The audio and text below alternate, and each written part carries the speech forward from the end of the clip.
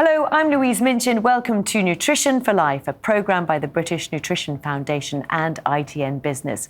From infancy to later years, we know our diet affects our health. But with growing inequalities in accessing and affording healthy food, people are paying the price with their health. I'm joined now by the British Nutrition Foundation's Nutrition Communications Manager, Bridget Benham. Welcome. Thank you for joining us. Now, the link between nutrition and healthy living we know is well known, and it starts in early years. But is the cost of living crisis widening health inequalities, and what are the long-term impacts of that? So you're absolutely right. It starts in the early years, and the period from infancy through to preschool is a really critical window of development. But the cost of living crisis is hitting everyone, and children living in families on low incomes are more likely to be affected by food insecurity. So that's a real concern with children's development. Now, our advice when you're weaning children, starting to give them food, is to give them a wide variety of different kinds of food so that they get to experience lots of different tastes, lots of different textures. They get to learn about food. But of course, children are naturally fearful of new foods. And so it may be that when you're offering, particularly foods like vegetables, that children will reject them at first. And so what we would advise is that to keep offering those foods repeatedly, because we know the evidence shows that after a number of times of eating those foods, that children will start to accept them. But of course, if you're already struggling to afford the food your family needs, then that's really difficult because you just can't afford for that food to go to waste. What about when children reach school age? How does their diet affect their development then? So we know that starting school, 1 in 5 children are overweight or obese. And by the time they leave primary school, that has risen to 1 in 3. So that's really worrying, both for children's short-term health and their long-term health as they grow up. And that's very strongly linked to inequality. So children from the lowest income areas are more than twice as likely to be overweight or obese than children from the highest income areas. Then as we move to older children, to adolescents, we know that their diets are the poorest of the whole population. So they are eating too much sugar, too little fibre. Only 1 in 10 of adolescents are getting their 5 a day, and too little of nutrients such as iron and calcium, which are both really important as children grow. So of course, in adolescence, it's a rapid period of growth and development. We need to develop our bone strength, muscle strength, and also cognitive development. So it's so important that children at school age, all the way through school, are getting the nutrients they need to be healthy. Now, education can't solve all of that, but it is important that children learn, develop the skills and knowledge they need to be healthy. And at the British Nutrition Foundation, our education programme supports teachers across the UK to do exactly that, to teach children about food and nutrition, as well as supporting the whole school food policy that we know is so important. As we age, nutrition is just as important. The UK is an ageing population, not though a healthy one. 1 in 4 adults living with obesity. That's going to have an impact on people's health, isn't it? Yes, absolutely. We're living longer, but we're not living healthier, and that's a real issue as we age as a population. It's also the UN Decade of Healthy Ageing, because this is a worldwide problem, not just the UK, and that acknowledges the challenges that are being faced all over the world in supporting the health of older populations. And this is an area where inequalities affects us too. So older adults who are on lower incomes will also struggle to access the foods that they really need to keep them healthy as they age. We know that our diet in the UK is falling short of recommendations. What more do the British Nutrition Foundation believe should be done to help people make healthier choices? So we want a future where everyone has a healthy and sustainable diet, but we know that the food environment that we live in doesn't support us to do that. Now, part of our role as a charity is to provide evidence-based information for people, so the facts behind the headlines, so that people can make the right decisions to choose healthier foods. But we can't put all of the responsibility onto individuals. We also need to change our food environment.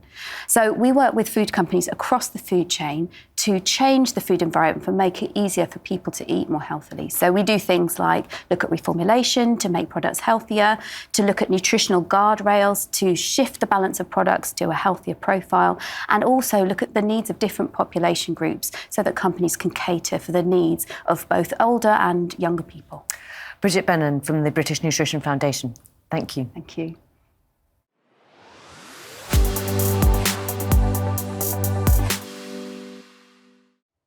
The soaring rise in food costs over the past few years has seen the most vulnerable in society being the hardest hit.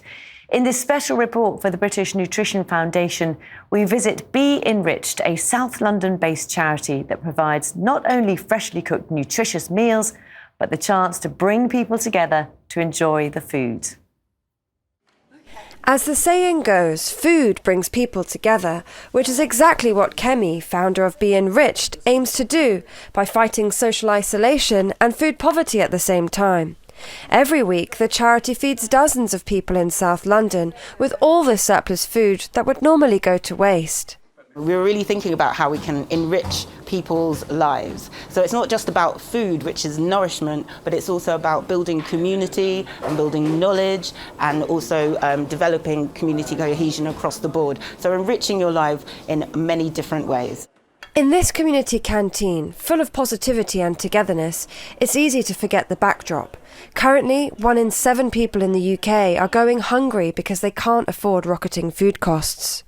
We're living in the midst of a cost of living crisis, which is having a profound implications on all of society. I mean, it's no shock to anyone that food prices have increased dramatically, and this is hitting people living in poverty the hardest, and it's making it much more difficult to access and eat the food we need to be healthy. Be Enriched has a focus on delivering fresh and nutritious food that tends to be pricier and therefore left off the shopping list. Wages have not increased with the prices of food and rent. Even if you are working, it's not enough to feed you and your family. So it is normal to see people in work now coming to use the services. From the moment I started Be Enriched, it was really important to me that we really focused on vegetables. Vegetables are so expensive, so our food is mainly vegetarian. Food is always, highly nutritious. The volunteers turn all of this into a 3-course meal, but they don't know what they're making till they get their hands on the ingredients. What they do know is that it's healthy, fresh, and will be delicious. Sitting among the guests, it was clear that the community doesn't just come for the food, but for the special ingredient, the company. It's a safe space. You sit amongst people that you know and you feel comfortable with. And the staff very warm and friendly. It's as good as any very expensive restaurant would serve, and sometimes even better because it's made with TLC, tender loving care. We are not isolated anymore. We are not lonely, and we feel in our life with friendship. When you're eating something pleasant and nice, it makes you feel good because you've enjoyed what you're eating. I think that a lot of people here would consider this as a second home. Alongside these weekly lunches, Be Enriched is in the driving seat of other projects too, like this food bus selling affordable produce as well as organising school holiday kids clubs. Every year it serves nearly 4,000 meals thanks to more than 650 volunteers, including Evelyn. It's like feeding my 5 children. When I see them satisfied, it's, I'm always over the moon. So seeing them having, a chat and eating together and laughing and having fun is something, is healing. On its 10th birthday, there's even more to celebrate, as Be Enriched has won the British Nutrition Foundation Drummond Community Award. Be Enriched are such worthy winners of this award. It's providing sort of maybe like a lifeline to a lot of these people who would necessarily not have one healthy meal across the weeks. I'm really excited to have won. It really is a great accolade to acknowledge all the work that me and my team have done over the past 10 years.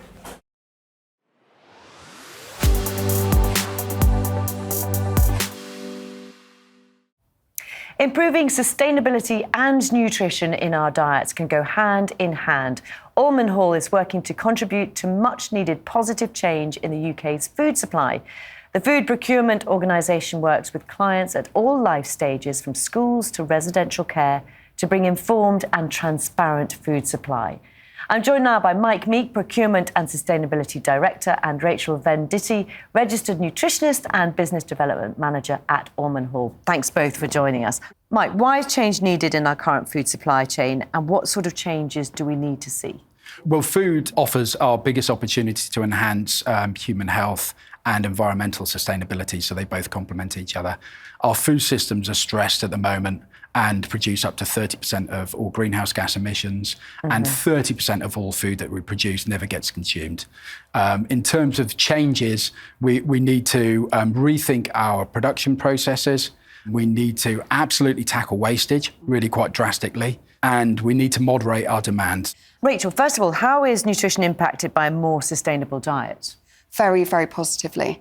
It's important to understand that a sustainable diet actually is a healthy diet. So the principles of eating in a sustainable way that reduces environmental impacts actually reflects dietary guidance around what constitutes a healthy diet. So if we look at what that is, there's the Eat Lancet Planetary Health Diet, which is a really useful set of dietary guidelines which sets out what that is. And it is a varied diet. Variety is absolutely key when it comes to nutrition and sustainability. It's a diet where you eat the right amount for you, which of course impacts weight, but also impacts waste. And it's a diet largely based on plenty of fruit and vegetables, whole grains, a focus more on plant-based proteins, and actually some amounts of meat, fish, dairy and eggs, but that are sourced sustainably. From what you're both saying, the figures are really stark. Yeah. Collaboration is really important. As a food procurement organisation, how are Almond Hall working with partners then to make this positive change happen? Our aim in the first instance is to create a community and create momentum. And we really want to share ideas, create innovation, share success and failures to inspire one another and really create a positive domino effect. That's our aim. As Almond Hall as an organisation are really fortunate that we have lots of different organisations that we engage, from growers, manufacturers, logistics providers, all the way through to really inspiring people in our care homes, in our hospitals and in our schools. We work really closely to help tackle the intensity or the carbon intensity of recipes. So we have enabled technology that helps caterers map their carbon intensity. And a fantastic example of that would be Epsom College. They're really tackling sustainability, nutrition and health. They've mapped the carbon intensity of 390 recipes. So they understand the carbon footprint of those, and they've managed to reduce the average intensity of their recipes by 4% in just the last 3 months. And I think with collaboration, we are that sort of trusted partner. So we create what we call hero dishes. So we have a bank of recipes and they've been put together with dietitians, experienced chefs, and they are very low in carbon, so low carbon footprint. Actually, nutritionally, are developed to be of good nutritional quality. What about education, the importance of understanding where our food comes from? What are you doing around that? Again, we're engaging in various forums, from assemblies to roadshows to using all aspects of media. And the aim really is to promote education. Without understanding what the challenges are, then we can't understand what we need to address those. For the catering operations that we're providing food to, you know, they're delivering food to vulnerable parts of the population. It's to children, it's to the elderly. So we have a dietetic team who help those operators to understand what are the specific requirements nutritionally, but actually what are the challenges. You know, look in schools and actually in care homes, it's not always the food on the plate. You know, you may have in a school, you've got 20 minutes to get down the hall, get to the cafeteria, queue up, order your food and get back to your desk. In care homes, you have health-related conditions that affect what you eat, dysphagia, dementia, loss of appetite. The mealtime experience can be really important.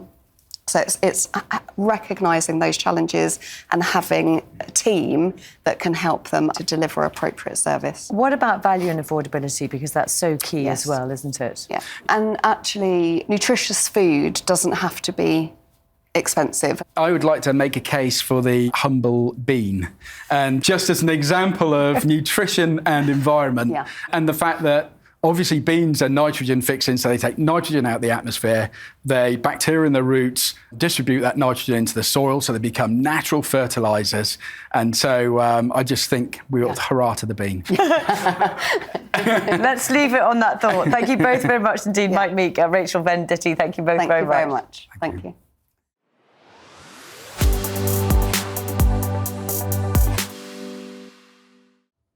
People are living longer and many are looking at how best to stay fulfilled in later life. At Riverstone, community is key. Residents aged 65 plus benefit from a thriving cultural calendar, sociable dining at communal restaurants and an active lifestyle guided by in-house well-being experts, while continuing to live independently in their own luxury apartments.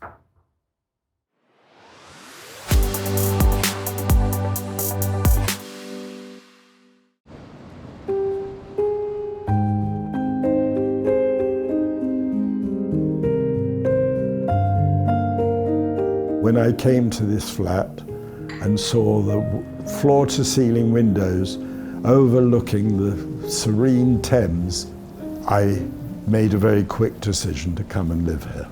I have a total feeling of freedom to do what I wish to do. This is what living in later life looks like for Jeffrey Ecker. He's now 90 years old. Following the death of his wife, he made the decision to swap living in the countryside for his own home in Riverstone's prime city location. It's a new kind of living for the UK. My two children lived in this area of London, near Hammersmith Bridge, and my three grandchildren live here. And it meant that it was easy for them to see me casually on a week-to-week basis without them having to travel to the country and stay overnight. It became a no-brainer to live in one of these places. With their waterfront location, Riverstone are redefining what it means to live and enjoy later life with a whole range of facilities they have on offer here. Riverstone specialise in luxury, community-based later living for people over the age of 65. As well as this residence on the banks of the Thames in Fulham, they have a second site in Kensington. Their residences are fully integrated retirement communities. Riverstone is not your average retirement community, not your average retirement home. Dr. Zoe Werko is the Wellbeing Director for Riverstone.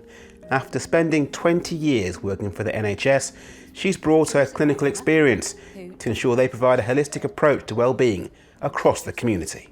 With Wellbeing at Riverstone, we make sure that we only work with expert professionals. We very deliberately don't talk about nutrition and diets here at Riverstone. We talk about food, we talk about eating, we talk about fuel. We really concentrate on the importance of your body being able to do what your body needs it to. So one of the things we say to our residents and to people thinking of moving to Riverstone is that we can't guarantee that we're going to add years to your life, but we will add life to your years. So this is our really lovely hydrotherapy pool. It's just the right place to come and do your exercises if you had an injury or a bit of a strain. Riverstone's facilities are wide-ranging and of the highest quality. Their holistic approach to well-being means that health and fitness advice is always available to residents. Everything that we do is about encouraging people to stay active, find purpose, and stay curious. When we talk about nutrition, we talk about using food as fuel. The food we eat is everything. It can change our mood, our energy. There are so many things within our body just by what's on the end of our fork. So we're really trying to educate our residents what is a good balance and what are the right portions. Community remains central to everything that happens at Riverstone. Sabire and Mustafa Jamgos have recently moved into Riverstone's Fulham residence. They decided to cater for a community event for more than 60 other residents, making use of the shared facilities on offer. I noticed the kitchen and asked if I could sort of cook for the residents, sort of part jokingly. And then the idea of a Turkish barbecue came up, and there were the WOW Awards, and I was asked if I'd like to do it then, and I did, and I loved it. I really enjoyed the social aspect, and that we know scientifically actually adds to our lives. And if that is accompanied by good food, what more do you need? A sense of community, a focus on well-being, facilities and amenities of the highest order. This is what Riverstone believe sets them apart. But most importantly, it feels like home. Serene. One word is that's the most important feeling. At peace.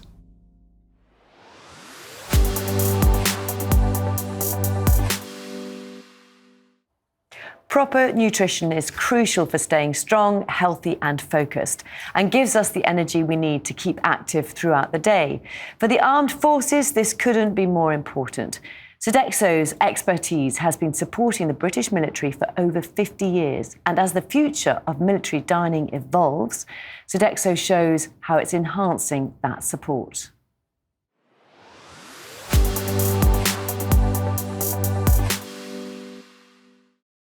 An army marches on its stomach is a well-known phrase, but Sodexo and its partners are now much more aware of the range of skills in our modern armed forces and providing nutrition according to need rather than a one-size-fits-all approach. So with our soldiers, we're expecting a huge amount from them. We expect them to travel far distances, and then when they're there, we expect them to conduct either very physical or very mentally demanding tasks.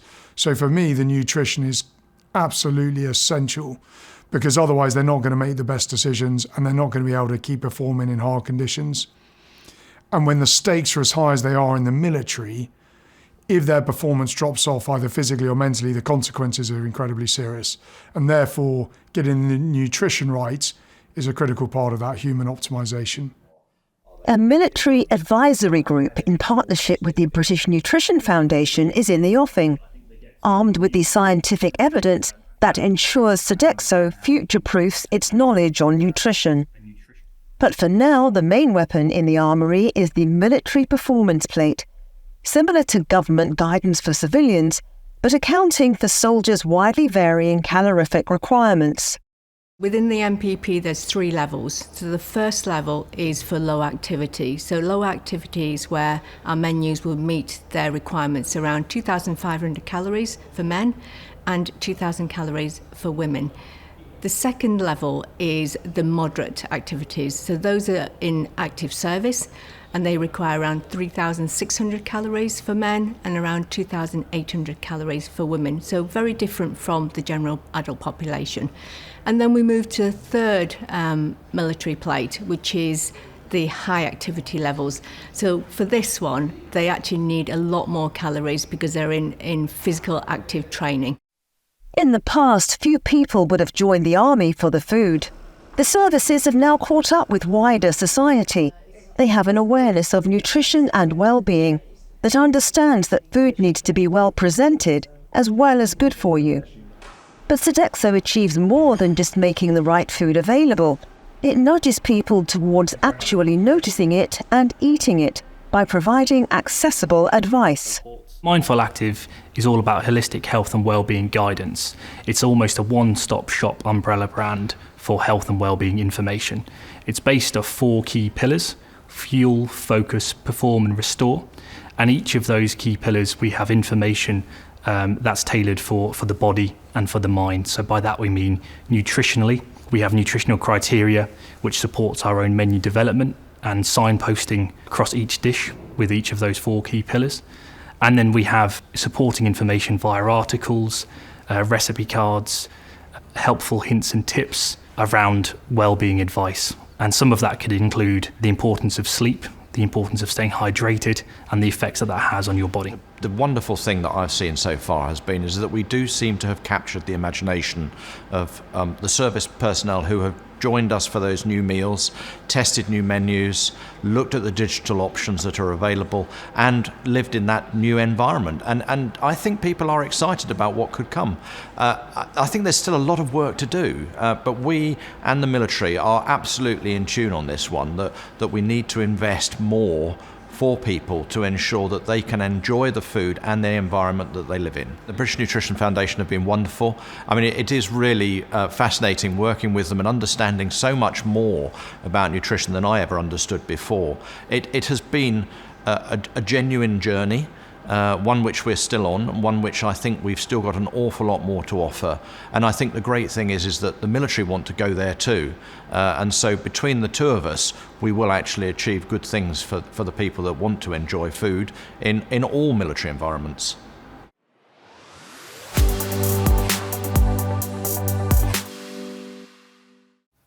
Fibre plays a vital role in our diets and brings a host of health benefits, but we're not getting enough.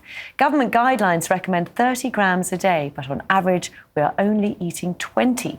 Tate and Lyle have been researching and developing ways to help bridge the fibre gap. And joining me now is their Global Head Nutrition and Regulatory Affairs, Kavita Karnik. Thank you so much for joining us. Thanks for having me.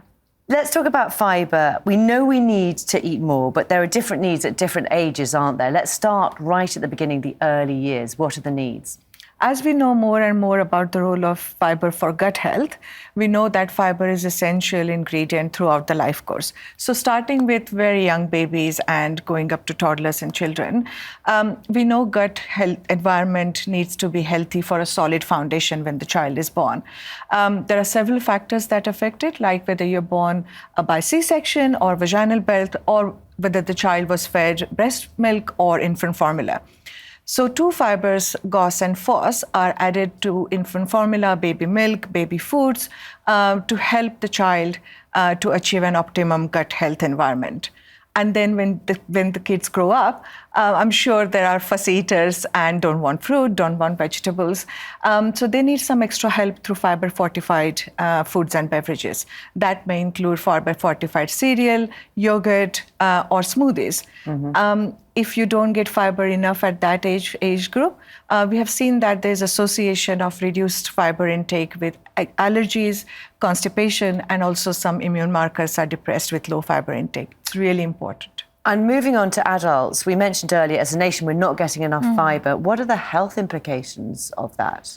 We know reduced fiber intake is associated with increased risk of cardiovascular disease, type 2 diabetes, and obesity. And in the world that we live in, where nearly half of us are going to be either obese or overweight in the next few years, fiber can have a very useful role for public health challenges. And let's look at later years as well. How does the fibre gap impact on the health of older adults, the elderly? We know fiber as high bran, fruit, vegetables, nuts. And then you can imagine after a certain age group in older adults, chewing becomes a problem, reduced appetite is a problem, cooking itself is a problem, and actually need of fiber is really increased in that age group. That's because gut bacterial diversity goes down with age. Fiber can help to restore that. Lots of things going on there. We know the foods that have high fibre, for example, whole grains, pulses, vegetables, but what can help boost fibre intake? If, for example, like you say, in elderly people perhaps might not be able to be eating those type of foods.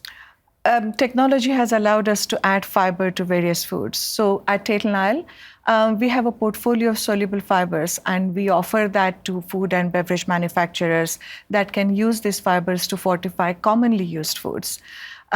This can include breakfast cereals, bakery, flavored waters, and even chocolate. Fiber not only improves your gut health, but fiber also allows to take the sugar out.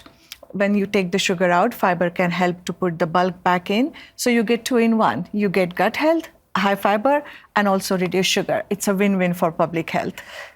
Let's look to the future. What is next for fiber research? We are looking at importance of fibers in brain health. We are about to finish a large clinical looking at impact of our fibers on cognition and understanding the overall gut-brain axis. Some of the research we had done in the past showed us that fortification of fibers by UK standards at the levels that UK regulations allow can reduce the risk of cardiovascular disease and stroke in about 70% in UK population. And all the research we do towards improving the health and well-being through fiber is a solution for public health challenges such as obesity and type 2 as well. It's fascinating talking to you. Kavita Karnik, thank you very much. Thank you very much.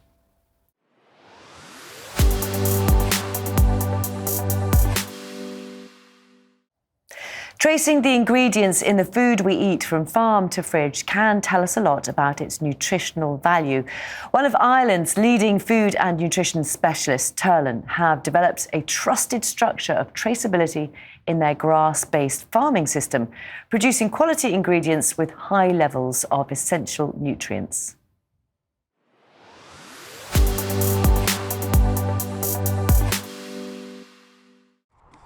Ireland enjoys some of the best grass-growing conditions in the world.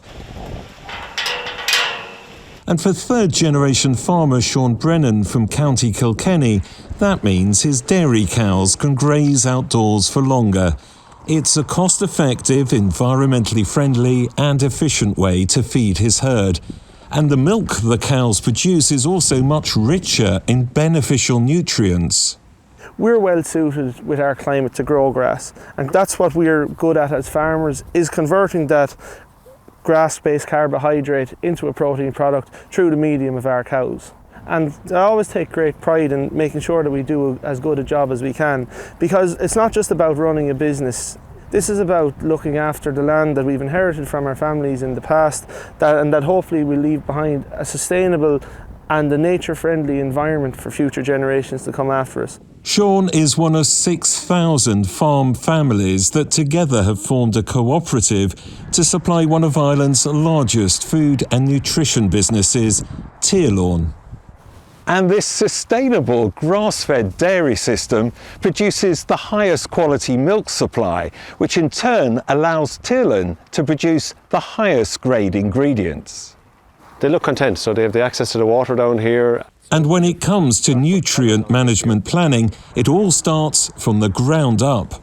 The first thing we think about is soil health. And within Tearlawn, within our Living Proof Sustainability strategy, we're committed that every one of our farm families by 2030 will have a nutrient management plan in place and being delivered against to ensure we've got optimum soil health, because we really know a healthy soil is the bedrock of a healthy animal in terms of supporting grass growth and supporting animal performance. We're on a wonderful biodiversity journey, supporting our farm families with a purchase of over 450,000 native trees and hedging, and ensuring that all our family farms between now and 2025 are aligned with and delivering against the Greener World Animal Welfare Approved standard. But it's not just about dairy production.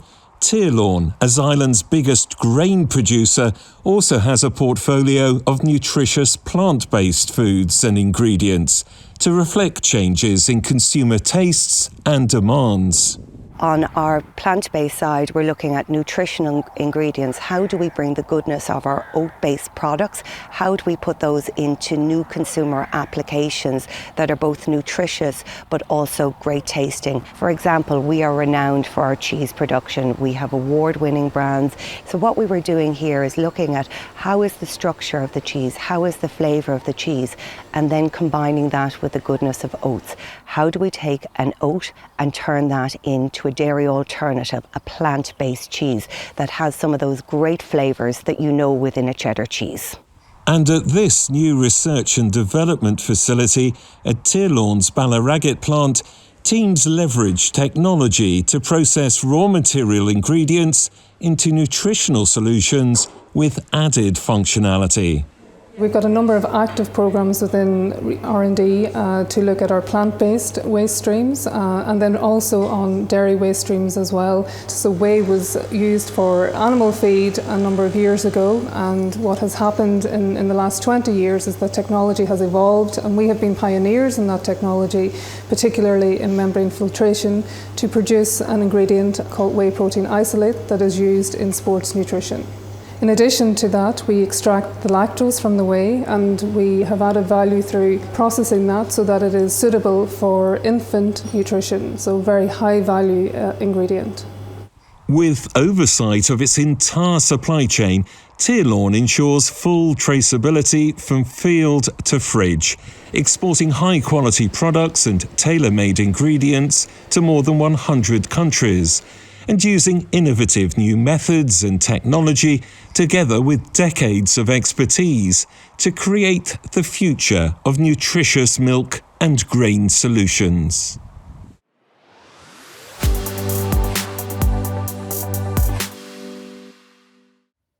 Thank you for watching Nutrition for Life. We hope you enjoyed it. Details of where to find the reports in full are on the screen right now. From me and the team at ITN Business, goodbye.